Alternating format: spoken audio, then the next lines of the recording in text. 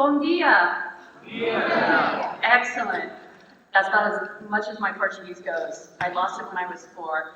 Well, welcome everyone to IMATA, and I love this kind of block that we're doing, starting with the panel and now going into the different ways that we can utilize what we learned as marine mammal trainers to these other species. Now, alligator tested, Aquirist approved.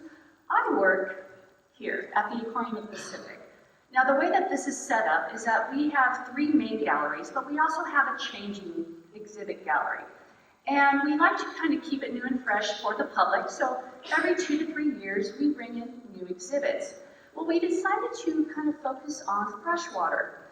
And so we built this whole entire little area and kind of looked at different things that deal with the freshwater and how public can help.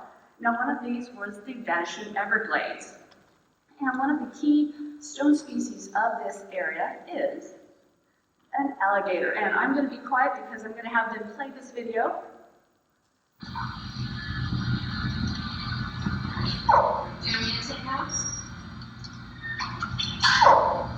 So that chirping that you're hearing are actually the baby alligators. And if you're wondering how baby alligators get shipped, they get shipped in paper towel holders.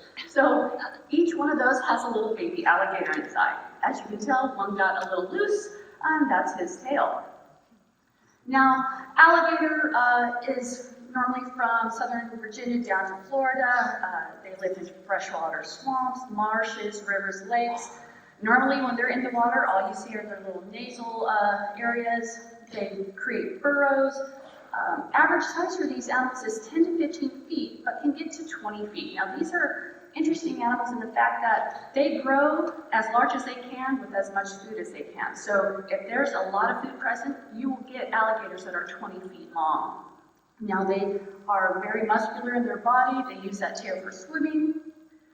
They have lots of eggs, long incubation times. Now, this is a good one. The juveniles have yellow stripes down their back, and we utilize this. It's almost like a fingerprint. So when we looked at our 4 alligators, each one had a distinctive fingerprint, and we would use this later on in their process. Now, these guys hunt at night, so they are nocturnal. Like I said, they're a keystone species. They are making a comeback, but they are still listed as a threatened animal. Now, here are 2 I'm going to go through.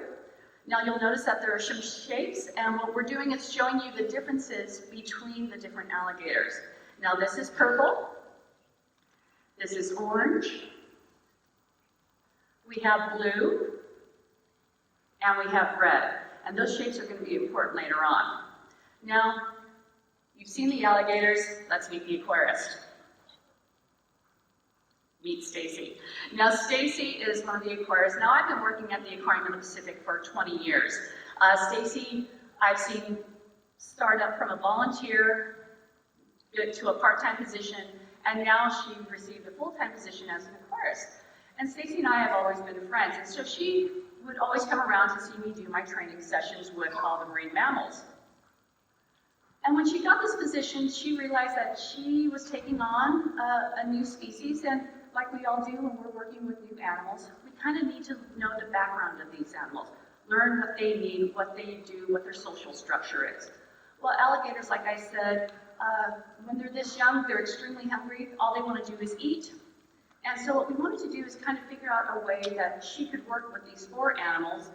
And so she always saw us do our training sessions with our otters. Now, of course, this is a mammal conference, marine animal. I'm going to show my cute otters. This is Ollie and Betty, and they are shaped trained. So we can put those shapes anywhere in the exhibit they know to come to them. And so when I was talking to Stacy, I'm like, well, you know, a brain is a brain. If we have a brain, we can train. And we decided, okay, we're going to try this with our alligators. Now meet Red. Red, there we go, is the red square rectangle. He's the feistiest of all the alligators. This is purple. It's my favorite. Don't tell Red.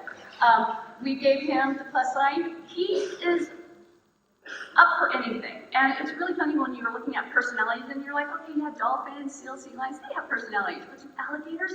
Yes, they do. Now this is Blue.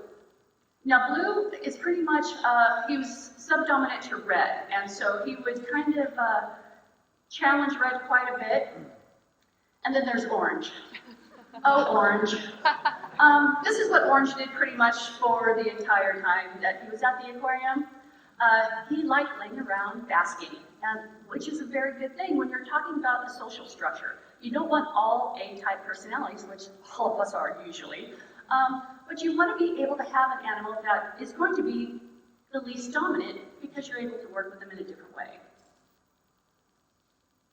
Now, I'm going to show you the initial, what Stacy did. And what happened was Stacy and I, she came to me and she kind of just goes, you know, I think I could do this. This is just training. You just put shapes out, right?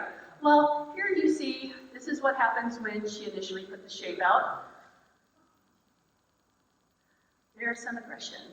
There's biting. They're like, that tongue means food. I go to the food, and what you're seeing, sorry, the camera work is not the grass. She saw a lot of kind of interactions that were not favorable to her or to the animals. Lots of open mouth threats. And once it was presented, all the animals just started to go. And so I told Stacy, okay, she came to me going, something went wrong, can you come watch my session? And what we decided was to kind of take a step back. Now the big thing is, she was trying to do this all by herself. And as we all know, when you're starting a new session or a new project, you want to have a little bit more hands-on. So we decided to work a little bit differently. So, whoops. Can we go to the next slide? There we go. So there's trials and tribulations. Each animal has very different personalities. These are baby alligators, so like I said, they are extremely hungry all the time, so we saw a lot of that jockeying for position for food. Territorial, but we can only feed so much because they only have a specific diet. And so, kind of go, okay, well, what do we do in the sense that we want to stretch a session, but we don't want to use a lot of fish? We use other things. Can we do that with these guys? So what's the answer? Uh-oh. Oh, there we go. Ice. You would think alligators and ice? Yes, alligators and ice go together. We use it for our mammals. This is Charlie, by the way. He is the oldest sea otter in the world right now. He has Book of World Records. Thank you very much, Charlie, for making an appearance. But here is our alligator with ice. We found they really enjoyed ice. And what we could do is get this ice in a lot of different shapes, and we were able to give this to them as a reinforcer.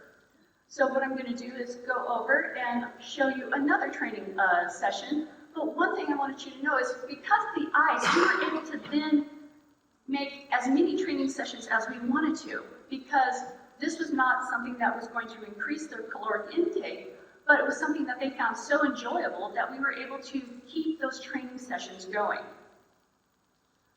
Go ahead and You're so good. Oh, hi, honey. No, you'll notice what I love about that is Stacy was getting excited because her animals were learning the behaviors that she was asking for. And that was one of the big things when training people who didn't really know training, to get them excited about the process. We're all excited about the process when we're training. We love that aha moment when our animals get that idea. Stacy never felt that until she started to work with these animals. So we worked long and hard. We were trying to kind of figure out the way that we can make sure that everybody was going to get their reinforcement. And because we were utilizing the ice for a lot of times, these animals realized, hey, reinforcement's going to be coming. I don't have to go after every single thing that is going to be offered. Now, remember how I said Blue liked to go up against Red? Well, that's what you just saw. But Blue would kind of hang back. He would turn and look, but he never engaged, and that was really an important step. Whoops, I did that one wrong. Okay, so we're getting the plateau. We didn't want them to get bored with ice, and we wanted to find new ways to mix it up, and different enrichment items, and to cater to each gator. So we were kind of thinking, what else do we use in the marine mammal world? Jello. Jello is the savior to all. We use Jello with our marine mammals. Would alligators like Jello? Let's see.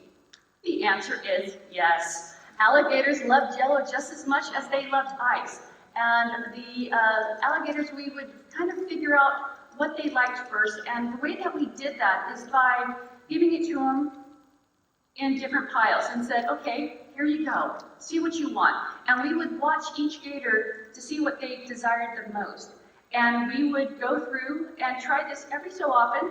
Most of the times this was given to them during their training sessions, but a lot of times we would just do free feeds and just kind of go, okay, here you go, you can play with whatever you want.